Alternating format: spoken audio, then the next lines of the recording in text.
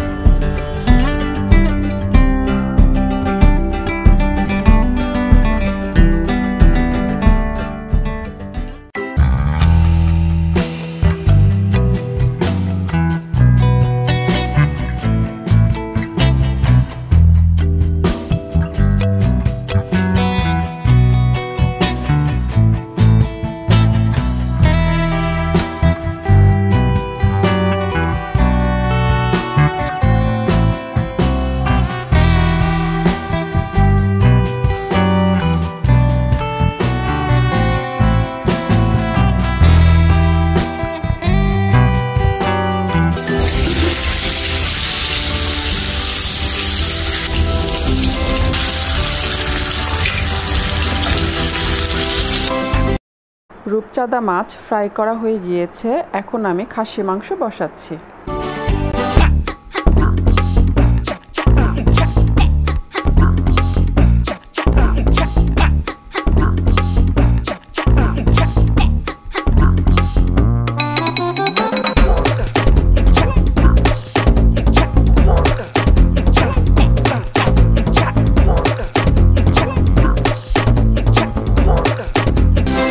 ভুবনকে দিচ্ছে প্রেস্টি কেক খাওয়ার জন্য।